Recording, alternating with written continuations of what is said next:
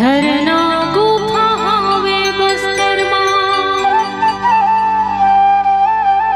घाट डोंगरी नंदिया दंते सिरी हावे बस्तर मां। यहाँ के बाजार घूमे दुनिया भर के आवत है, बस्तर के बांस कला दुनिया हमारी ही पहचान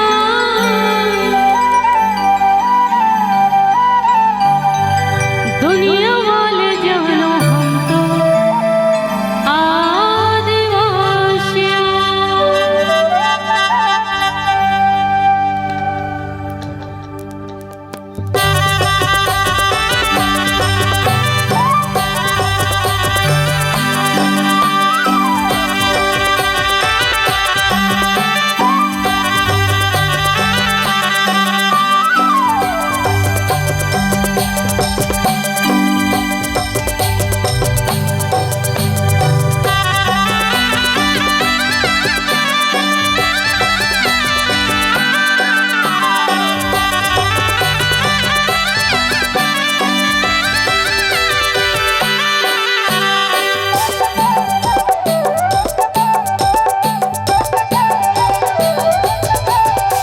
हर रखे तेर का मान दुनिया वाले जानो तो आदिवासियां। हर रखे तेर का मान दुनिया वाले जानो तो आदिवासियां।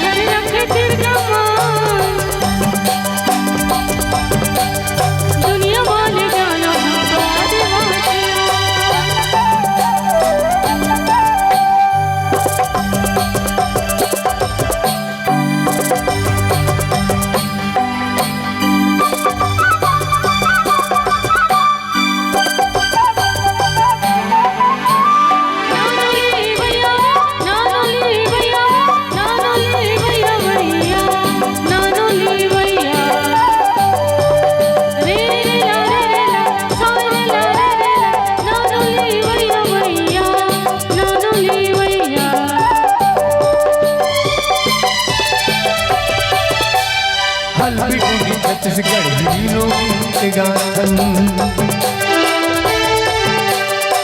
रसिक बजा बजा खेती हर मनाथन।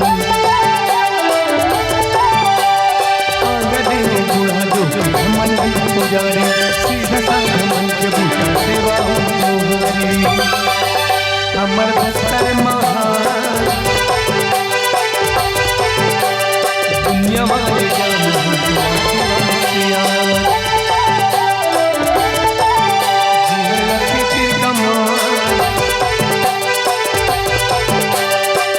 दुनिया